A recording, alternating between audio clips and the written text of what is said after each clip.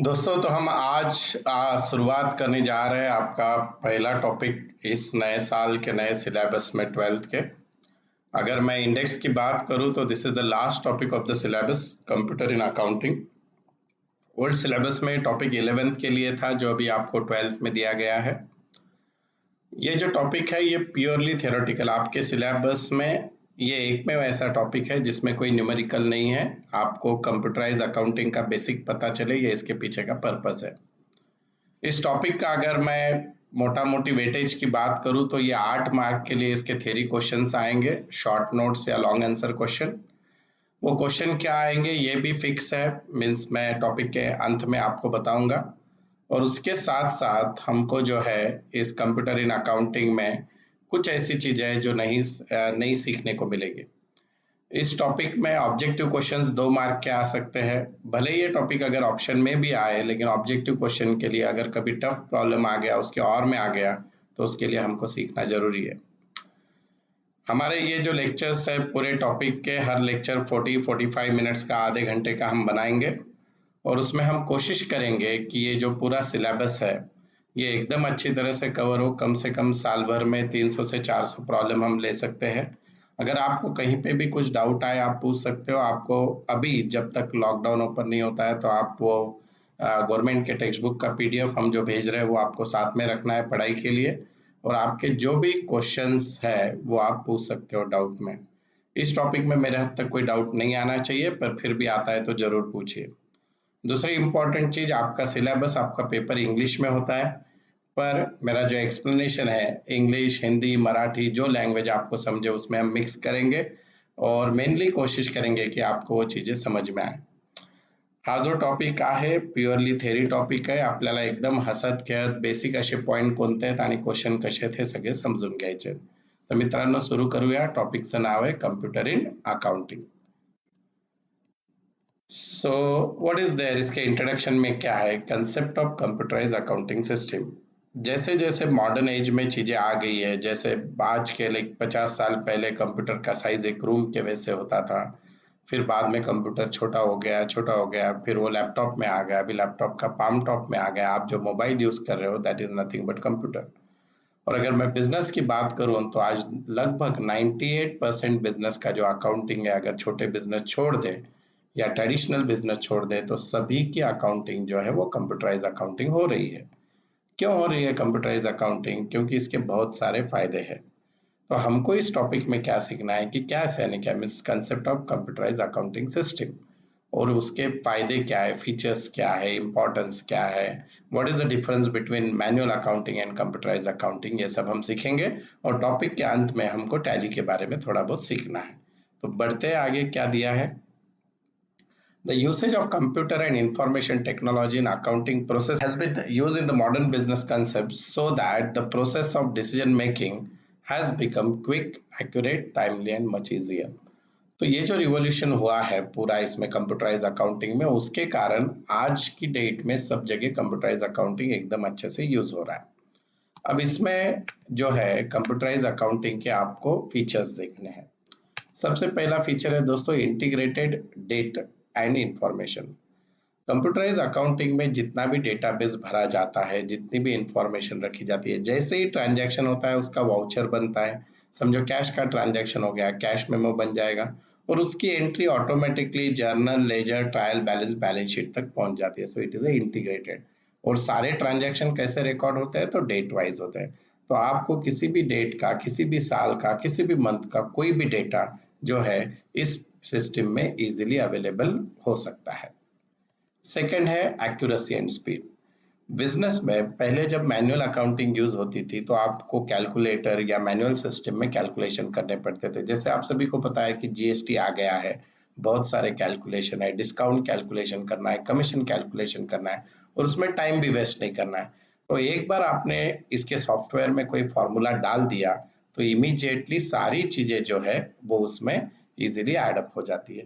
So that is एकदम perfectly calculate होगी and with in particular stipulated time में होगी। सो एक्यूरेसी भी है और स्पीड भी है। तीसरा है क्विक डिसीजन मेकिंग। मैनेजमेंट जो होता है, कंपनी के जो ओनर होते हैं, बिजनेस के जो ओनर होते हैं, उनको बहुत सी चीजें लगती है। से फॉर एग्जांपल कि पर्टिकुलर चीज को बाय करना है तो आपके पास स्टॉक कितना है वो स्टॉक रिपोर्ट आपको इमीडिएटली मिल जाएगा। आपके स्टाफ के सैलरी की डिटेल, पेरोल वगैरह सब कुछ पता चल जाता है। आपकी कैश की पोजीशन क्या है, बैंक बैलेंस की क्या है, लोन की क्या है, आपके कस्टमर की क्या है, क्रेडिटर की क्या है, ये हर चीज की इंफॉर्मेशन एक माउस के क्लिक पे इजीली अवेलेबल हो जाती है। सो दैट इज, उसके कारण कोई भी बिजनेस से रिलेटेड अगर डिसीजन लेना है तो वो डिसीजन आप ले सकते हो। फोर्थ है मॉडर्न एंड इंटीग्रेटेड। इसमें चीजें जो रखी गई है, जैसे जैसे अप्रोच बदलते गए उसके रिक्वायरमेंट के हिसाब से चीजें है। जैसे आज के 5 साल पहले वैट एक्साइज था, अब आ गया है जीएसटी, तो जीएसटी के हिसाब से हर चीज इंटीग्रेट हो गई। यानी मंथ एंड होते ही आपने जीएसटी का कैलकुलेशन आपको करना ही नहीं है, वो आपका सॉफ्टवेयर इटसेल्फ कर देगा। आप कोई भी एंट्री करोगे उसका बैलेंस शीट तक का इम्पैक्ट ऑटोमेटिकली आ जाएगा। So it's a modern system which fulfill the need of the management, which fulfill the need of the interpersonal, जो आपके अकाउंट्स डिपार्टमेंट है उनकी नीड पूरी करता है, गवर्नमेंट की नीड पूरी करता है। So that system is a modern and integrated. Fourth है immediate availability of books of account. Imagine करो मैनुअल अकाउंटिंग 5 साल पुरानी आपको ढूंढनी है, तो शायद एक आधे गोडाउन भर के बुक्स ऑफ अकाउंट रहेंगे, वो ढूंढते ढूंढते वो आदमी की उम्र चले जाएगी पर वो बुक नहीं मिलेगी। कंप्यूटराइज अकाउंटिंग का क्या होता है कि आप जिस साल की एंट्री ढूंढ रहे हो उस साल में चले जाओ, सर्च कर लो, पार्टी का नाम डाल दो, इमीडिएटली आपको सारे ट्रांजैक्शन मिल जाएंगे। बोलने का मतलब ऐसे कि आपको जो बुक ऑफ अकाउंट चाहिए, जिस अकाउंट के रिलेटेड चाहिए, जितने डिटेल्स चाहिए, सारे के सारे आपको इमीडिएट अवेलेबल हो जाते हैं। आगे का फीचर है दोस्तों सिक्योरिटी, क्योंकि बिजनेस रिलेटेड टू मनी है।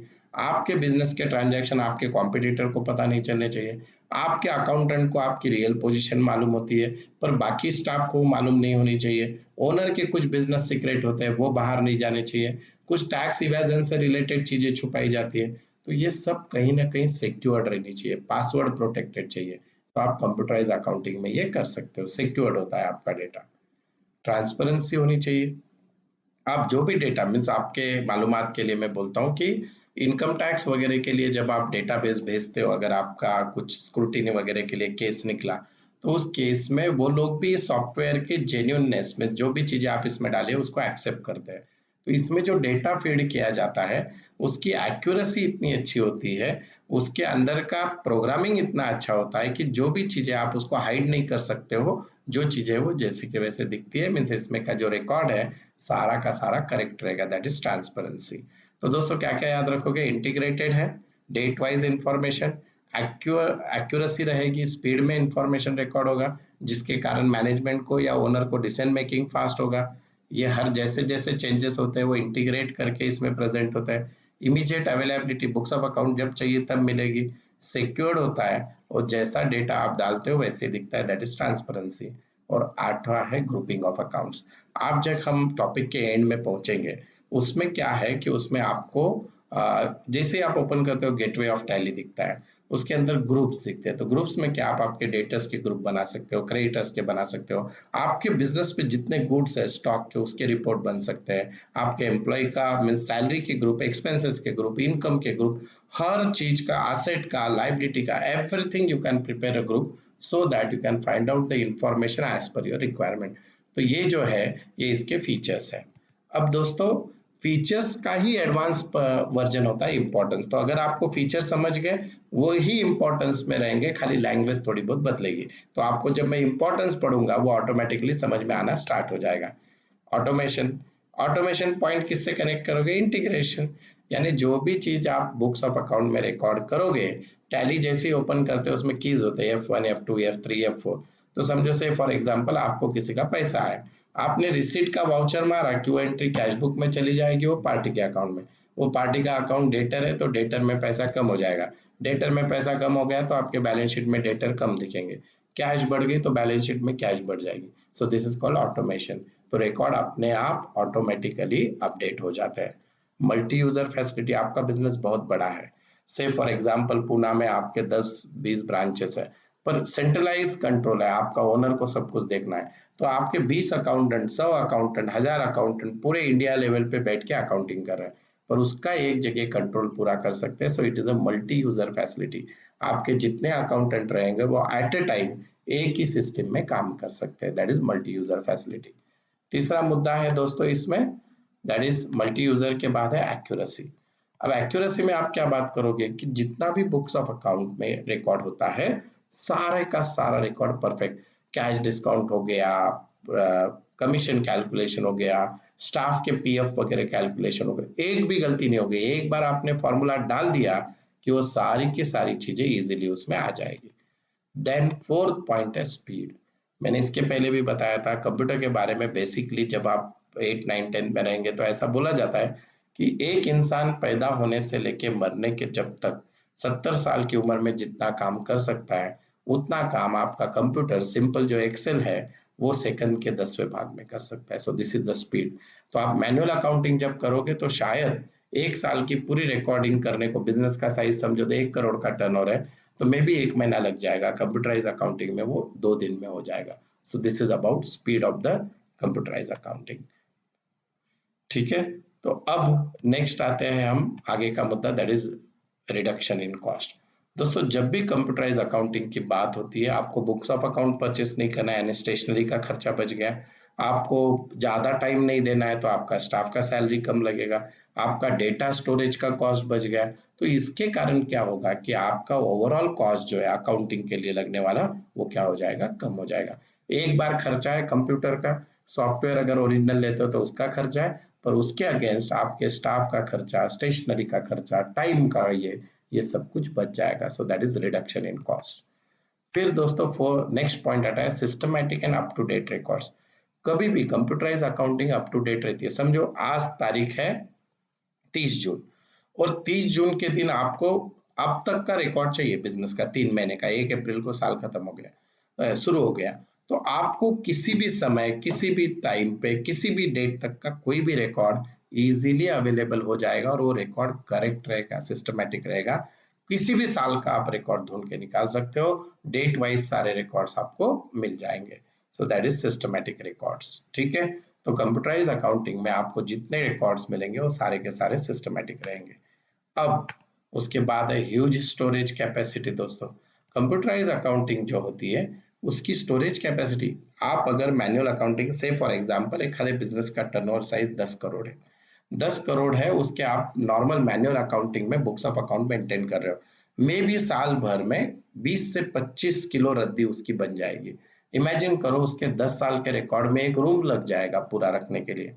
और अगर आप वही कंप्यूटराइज अकाउंटिंग करते हो तो एक पेन ड्राइव में उस बिजनेस का 100 साल का डेटा बैठ जाएगा, तो आपकी स्टोरेज कैपेसिटी सबसे ज्यादा हो जाएगी।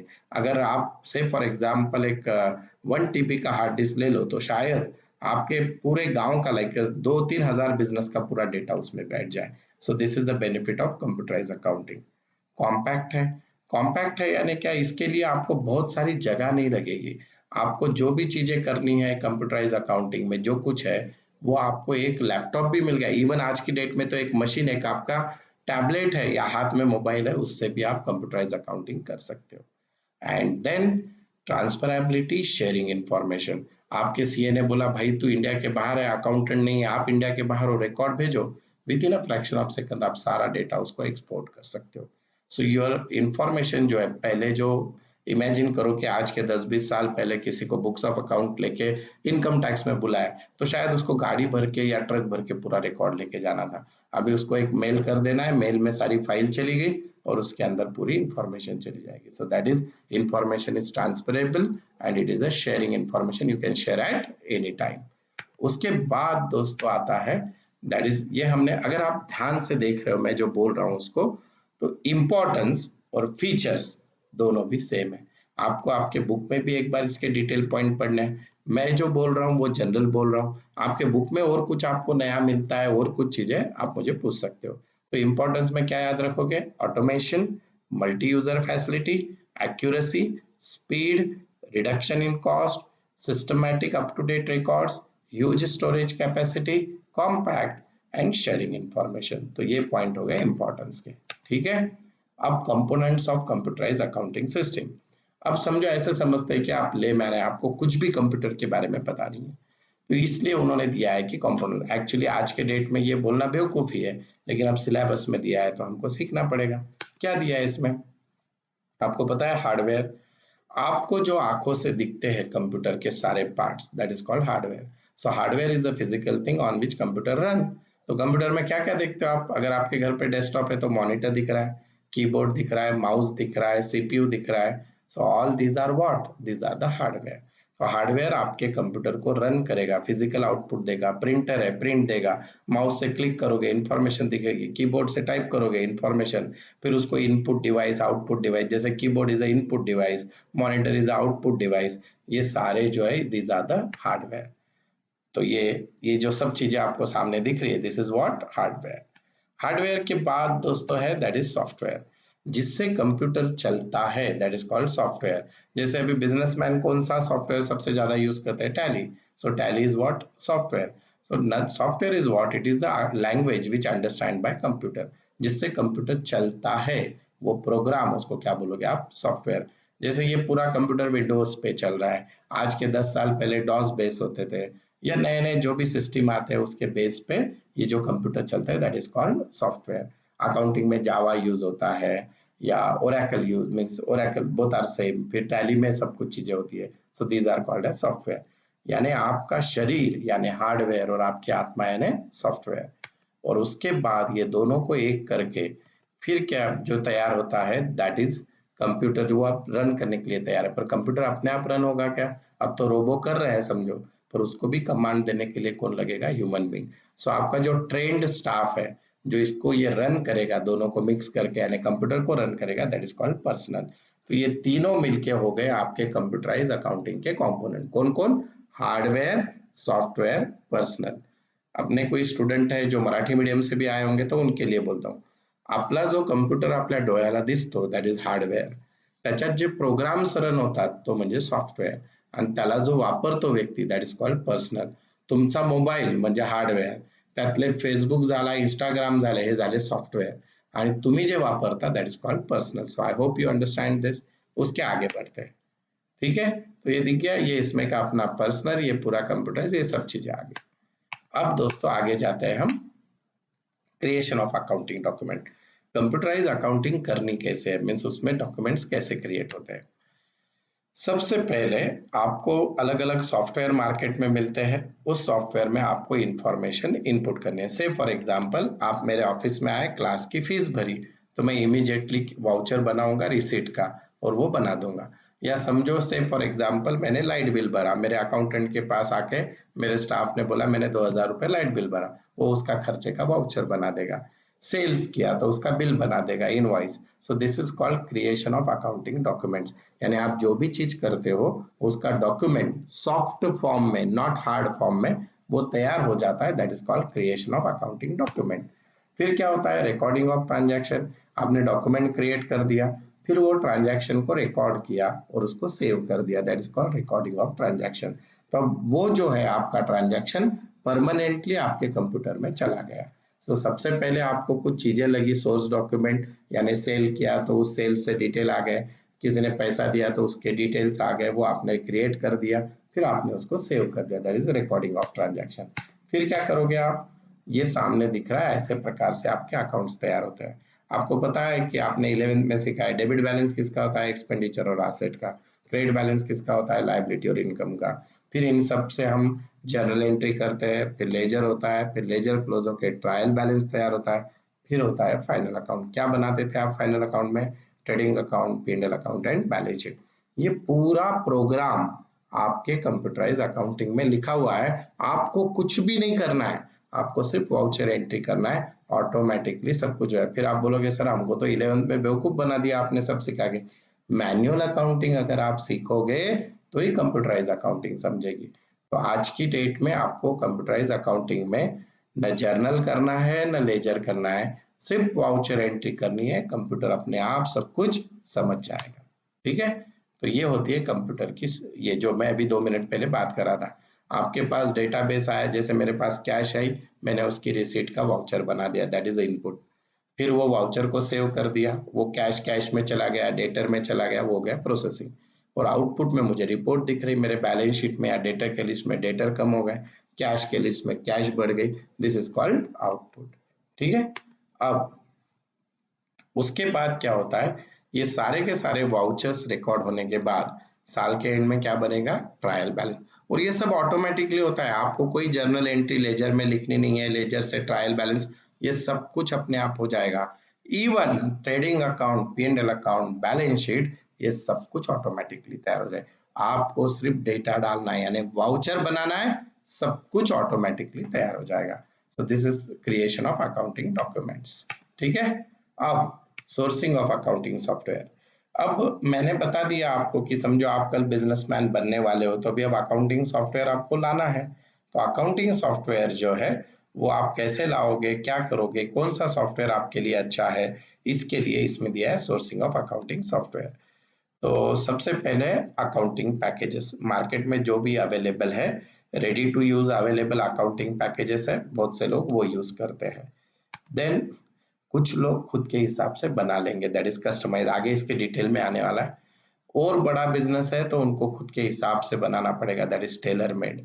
और बहुत से लोग हैं जिनका खर्चा करने की कैपेसिटी नहीं है, तो वो पायरेटेड वगैरह जो होते हैं फ्री एंड ओपन सोर्स से अवेलेबल है छोटे बिजनेस के लिए, वो यूज करेंगे। रेडी टू यूज जो भी सॉफ्टवेयर है, अभी हम उसके बारे में, अकाउंटिंग पैकेजेस का पहला है रेडी टू यूज। तो ये जो सॉफ्टवेयर है स्मॉल स्केल बिजनेस के लिए अवेलेबल होते हैं, जैसे टैली वगैरह है, ये सॉफ्टवेयर रेडी टू यूज है, आप ला लो, इंफॉर्मेशन डाल दो, ओरिजिनल कॉपी परचेस कर ली, आपका सारा data safe and it is easy to understand, सब कुछ आप इजीली कर सकते हो। खाली इसका ये होता है कि ये सस्ता होने के खातिर, अगर आप मल्टी यूजर नहीं ले रहे हो, आपका बिजनेस का साइज छोटा है, तो ये सस्ता मिलेगा। पर अगर आपका बिजनेस का साइज बहुत ह्यूज है, लाखों करोड़ों में ट्रांजैक्शन है, तो उस केस में आपको ये सॉफ्टवेयर नहीं जमेगा, देन आप उसके आगे जाओगे। व्हाट इज आगे जाओगे, आप ढूंढोगे कस्टमाइज। कस्टमाइज सॉफ्टवेयर यानी आपकी बिजनेस की रिक्वायरमेंट जैसी है, आपको लगता है कहाँ पे फ्रॉड हो सकता है, आपको लगता है कहाँ पे चेक पॉइंट है, उस हिसाब से आपने आपके कंपनी की रिक्वायरमेंट के हिसाब से सॉफ्टवेयर बना लिया, that is called as customise. Definitely इसमें आपका बिजनेस का साइज थोड़ा बड़ा रहेगा, इसके बाद आपको खर्चा ज्यादा करना पड़ेगा, so this is a customise software. Then customise software जो होता है ये जनरली मीडियम साइज का जो बिजनेस होता है, जिनकी रिक्वायरमेंट बेसिक से थोड़ी ऊंची है पर बहुत ऊंची नहीं, समझो से फॉर एग्जांपल नॉर्मल बिजनेस का टर्नओवर 5-7 करोड़ है, आपका 50 से 100 करोड़ है, तो आपने आपके रिक्वायरमेंट के हिसाब से सॉफ्टवेयर बना लिया, this is a customise software, medium size business के लिए यूज होता है। देन दोस्तों तीसरी कैटेगरी होती है टेलर्ड।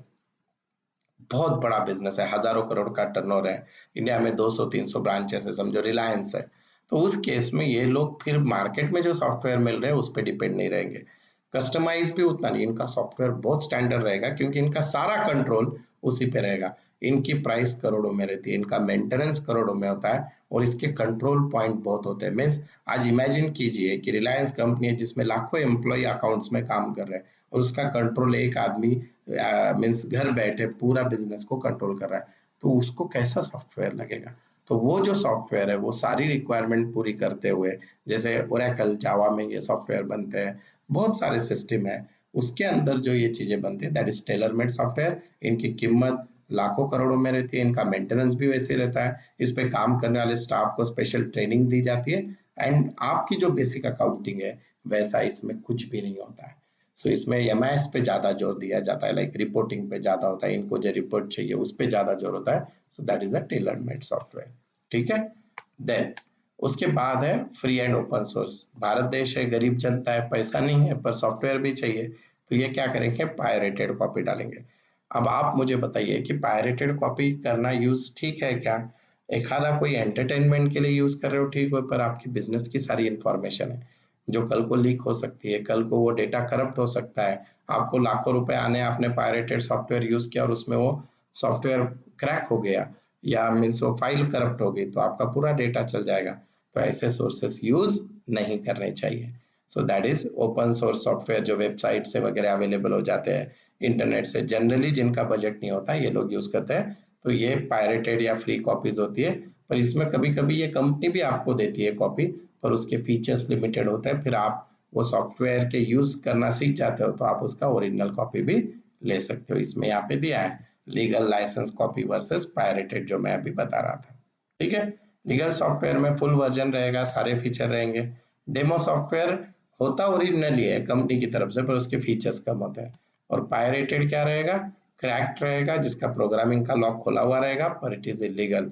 बहुत से कंपनी ने अगर आपका पकड़ लिया इलीगल सॉफ्टवेयर ओरिजिनल इसने, तो आपका वो कॉपीराइट का केस भी बन सकता है। So these are the 3 types which are generally used by the small business. ठीक है। अब अकाउंटिंग सॉफ्टवेयर जो है इसके बारे में है, व्हाट इज अकाउंटिंग सॉफ्टवेयर। अब अकाउंटिंग सॉफ्टवेयर के बारे में बात करते वक्त आपको सिर्फ, वैसे मार्केट में विंग्स है, बहुत सारे ओरेकल जावा बेस्ड सॉफ्टवेयर है, लेकिन आपके सिलेबस में सिर्फ और सिर्फ जो easily available 90% businessman, medium businessman जो यूज करते हैं इंडिया में, उसके बारे में डिटेल दिए, दैट इज टैली। आपके वो बैलेंस शीट वाला टैली नहीं है, सॉफ्टवेयर का नाम ही टैली है। तो इसमें क्या होता है, जैसे आप इसको ओपन करते हो, इसमें आपको गेटवे ऑफ टैली ऐसा दिखेगा, आगे वो पिक्चर आने वाला है, कंपनी इंफॉर्मेशन और क्रिएट कंपनी, तो आपके आपके बिजनेस के डिटेल उसमें डालने होता है। ये सामने आपके स्क्रीन दिख रही है। जैसे ही आप ये करोगे, सिलेक्ट कंपनी क्या होता है, आपको वो कंपनी के अंदर पहले आप कंपनी क्रिएट की हुई रहती है, 2-3 आपकी कंपनीज रहेगी, तो आपको सिलेक्ट कंपनी ऑप्शन में जाके आपकी कंपनी या तो ऑलरेडी रहेगी या तो क्रिएट करनी होती है, ठीक है। अब इसमें जो है कंपनी क्रिएशन हो गया, विंडो डिस्प्ले आपके सामने दिख रही है, फिर इसके बाद आपको डिटेल उसमें इंफॉर्मेशन बननी होती है। अगर आप इसको जूम करके देख सकते हो, देखिए, अदरवाइज कुछ जरूरत नहीं है। कंपनी का नाम होता है, जीएसटी नंबर होता है, इसमें एड्रेस होता है, फिर बाकी सारे डिटेल्स दिए जाते हैं, आपका अकाउंटिंग ईयर कब शुरू होगा, कब खत्म होगा, इसके पासवर्ड कंट्रोल दिए जाते हैं, करेंसी दी जाती है, बहुत सारी चीजें इसमें भरी जाती है।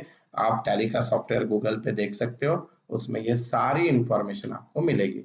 तो ये आप जब तक भरोगे नहीं तब तक ये सॉफ्टवेयर चालू नहीं होता है।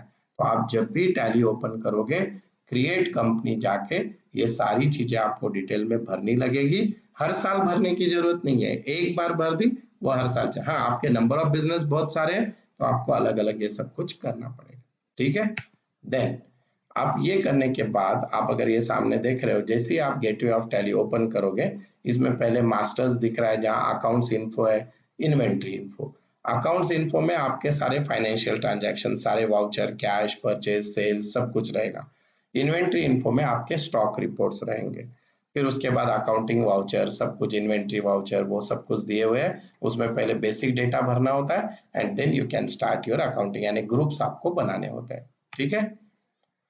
लेजर अकाउंट तैयार करने हैं आपको, उसके बाद आपको ग्रुप्स तैयार करने पड़ते हैं। सो देखिए, गेटवे ऑफ टैली में जाना है, उसमें अकाउंटिंग इंफॉर्मेशन में जाना है, उसमें लेजर में जाना है, सिंगल लेजर, फिर चूज एंड क्रिएट, यानी उसके टाइप्स वगैरह आपको डिसाइड करना है। फॉर एग्जाम्पल, मैंने मेरा अकाउंट बनाया, मैं बिजनेस का ओनर हूं, तो मेरा टाइप रहेगा कैपिटल। तो like that you have to prepare accounts, ठीक है। अब एंट्रीज कैसे होती है, देखिए, अब मैंने बोला कि आप मैनुअल अकाउंटिंग जब करते हो तो आपको जाके सब चीजें करनी, इसमें ऐसे कुछ भी नहीं है। वाउचर के बटन है, F1, F2, F3, F4, F5 से फॉर एग्जांपल आपको पेमेंट करना है, पेमेंट का बटन आपको दिया है, सपोज इट इज, यहाँ पे स्क्रीन पे दिख रहा है F5, F3, तो जो भी बटन दिया है F5 बटन आप दबा दिया, पेमेंट, पार्टी का नाम ऑलरेडी रिकॉर्ड होता है, जस्ट उसका नाम लिख दो, खत्म। और आप कैसे दिए, कैश या बैंक से जो भी पेमेंट किए वो आपको लिख देना है, और नीचे दिख रहा है आपको जो ब्लैक इंक में, वहां पे होता है नरेशन, चेक नंबर या डिटेल जो भी लिखना है या कुछ नोट लिखनी है वो लिख दो, वो ट्रांजैक्शन ऑटोमेटिकली रिकॉर्ड हो जाएगा। बहुत सिंपल, दुनिया का अगर सबसे इजी सॉफ्टवेयर कोई है तो वो टैली है। आप गूगल पे जाइए या आपके घर पे बिजनेस है तो जरूर देखिए, ये एकदम इजी सॉफ्टवेयर। अभी आपको गुस्सा भी आ रहा होगा कि 11th में हमको इतना लंबा क्यों सिखाया, और ये तो इतना इजी होता है। दोस्तों, ये ऑटोमेटेड है, पर जब तक आप मैनुअल अकाउंटिंग नहीं सीखोगे, इसके मैनुअल अकाउंटिंग पता नहीं होगी तो टैली भी कुछ भी नहीं कर सकता, क्योंकि टैली में भले ही जर्नल लेजर का काम कम है, ट्रायल बैलेंस, पर जब आप फाइनलाइजेशन करोगे तब अकाउंट्स का नॉलेज लगेगा, ठीक है। उसके बाद वाउचर्स रहता है, उसमें F4 होता है कॉन्ट्रा एंट्री। दोस्तों, कॉन्ट्रा एंट्री यहाँ जो है, आपको पिछली साल याद होगी कॉन्ट्रा एंट्री रिलेटेड, यहाँ पे उसका कंसेप्ट अलग है। जो sale, purchase, purchase return means आपको याद होगा कि दो बैंक के बीच में ट्रांजैक्शन हो रहा है, दो कैश और बैंक के बीच में, लाइक कैश में तो रिसीट पेमेंट हो जाएगा, सो वो कॉन्ट्रा एंट्री में जाएगी। देन उसके बाद पेमेंट के लिए F5 बटन, आपको जिनको आपके क्रेडिटर्स को पैसा दे रहे हो, बैंक को पैसा दे रहे हो, दैट इज पेमेंट वाउचर। सो इस प्रकार से आप कर सकते हो। देन रिसीट के वाउचर होते हैं, दैट इज जर्नल। जर्नल बहुत इंपॉर्टेंट है, अगर आपको याद होगा 11 के एंड में एक टॉपिक था जर्नल प्रॉपर, तो साल के एंड में जो एडजस्टमेंट के एंट्रीज होते हैं, जैसे डिप्रिसिएशन, बैड डेट्स, जीपी आपको P&L में पहुंचाना है, P&L का नेट प्रॉफिट कैपिटल को डालना है, डिप्रिसिएशन की एंट्री करनी है, ये सारी एंट्रीज जो कैश से रिलेटेड नहीं है, सेल परचेस से रिलेटेड नहीं है, ये जो होती है दोस्तों ये जर्नल में होती है, दैट इज F6। ये ऐसे एंट्रीज यहाँ पे। देन उसके बाद सेल्स के एंट्री F8 में हो गए। ये आपको नंबर याद रखने हैं, शायद फिल इन द ब्लैंक्स में आ जाए, ठीक है। ये सेल की एंट्री, जस्ट आपको पार्टी का नाम डालना है, विषय खत्म। पूरी एंट्री अपने आप डिस्काउंट वगैरह कुछ लिखते हैं, इसका बिल भी बन जाएगा, सब कुछ आ जाएगा, ठीक है। परचेस का F9 है, जिससे आपने परचेस किया, कैश क्रेडिट जो भी रहेगा उसका एंट्री आपको करना है, ठीक है। दोस्तों जाते जाते जो ये आपका ये जो टॉपिक खत्म हो रहा है, इसमें एक पार्ट था जो ये प्रेजेंटेशन में कवर नहीं हुआ है। वो क्या है कि difference between computerise accounting and manual accounting. तो आपने अभी तक सब सीखा, आपकी 11th यानी मैनुअल अकाउंटिंग थी। मैं अभी तक जो बोल रहा था वो कौन सी अकाउंटिंग है, कंप्यूटराइज। तो मोटा मोटी आपको क्या फर्क लगता है? तो मैं अगर स्टूडेंट हूँ तो मुझे सबसे पहले लगेगा कंप्यूटराइज अकाउंटिंग कॉस्टली नहीं है, मैनुअल अकाउंटिंग कॉस्टली है, क्योंकि उसको स्टेशनरी लगेगी, मैन पावर ज्यादा लगेगा, टाइम ज्यादा लगेगा। कंप्यूटराइज अकाउंटिंग में वन टाइम इन्वेस्टमेंट है, आपने कंप्यूटर ले लिया और बेसिक सब बता दिया, सालों साल वही यूज होगा। दूसरा, मैनुअल अकाउंटिंग में पहले जर्नल करना है, फिर लेजर करना है, फिर लेजर बैलेंस करना है, ट्रायल बैलेंस बनाना है, फाइनल अकाउंट। तो प्रोसेस बहुत लंबा है। कंप्यूटराइज अकाउंटिंग इंटीग्रेटेड है, आपने एक वाउचर की एंट्री कर दी कि वो बैलेंस शीट तक चला जाएगा। तीसरा, मैनुअल अकाउंटिंग में गड़बड़ होने के चांसेस है, यानी आप क्या कर सकते हो, कैलकुलेशन में आपकी गलती हो सकती है, कैलकुलेशन बदल सकते हैं, डिस्काउंट गलत जा सकता है, कमीशन गलत जा सकता है, एंट्री गलत हो सकती है। कंप्यूटराइज अकाउंटिंग में एक्यूरेसी इतनी जबरदस्त है, उसमें कैलकुलेशन की मिस्टेक जब तक आप हाथ से नहीं करोगे, अमाउंट गलत डाल दिया तो कंप्यूटर कुछ नहीं करेगा, पर उसमें मिस्टेक कैलकुलेशन में कभी भी नहीं होंगे। फोर्थ, मैनुअल अकाउंटिंग जो है उसके लिए अकाउंटेंट को पूरा नॉलेज, पूरे एंट्री के सोर्स पता रहने चाहिए। मैनुअल अकाउंटिंग में आपने जूनियर, कंप्यूटराइज अकाउंटिंग में आपने जूनियर अकाउंटेंट लगा दिया, उसको बोला तो वाउचर एंट्री कर, फाइनलाइजेशन मेन अकाउंटेंट ने किया, विषय खत्म। तो दैट इज प्रोसेस जो है कंप्यूटराइज अकाउंटिंग में बहुत छोटी है। देन मैनुअल अकाउंटिंग में जो सोर्स डॉक्यूमेंट है, आपके सेल के बिल है, परचेस के है, हर चीज आपको संभाल के रखनी है, यानी आपको जगह बहुत लगेगी। कंप्यूटराइज अकाउंटिंग में एक पेन ड्राइव में सब कुछ आ जाएगा, तो ये आपका स्पेस कम लेता है। सबसे important difference, manual accounting you can't secure the data. आपके यहाँ पे बरसात हो गई, गोडाउन में आग लग गई, पूरा जल जाएगा। आपने मैनुअल कंप्यूटराइज अकाउंटिंग को डाल दिया, एक बार सिक्योर्ड कर दिया डेटा, क्लाउड पे डाल के रख दिया या पेन ड्राइव लेके चले गए घर पे, nobody can hide that. Manual accounting कोई भी एक्सेस कर सकता है, आप ऐसे नहीं कर सकते हो बुक्स ऑफ अकाउंट को कोई मंत्र वंत्र डाल दिया कि कोई नहीं खोल पाएगा। और कंप्यूटराइज अकाउंटिंग जो होती है वो आपने एक बार पासवर्ड डाल दिया तो कोई भी नहीं खोल पाएगा, आप भी भूल गए तो आप भी नहीं खोल पाएंगे। So this is the difference between computerise accounting and manual accounting. अब मैं आपको बहुत इंपॉर्टेंट बताने जा रहा हूँ, इस टॉपिक में कौन से क्वेश्चन आएंगे।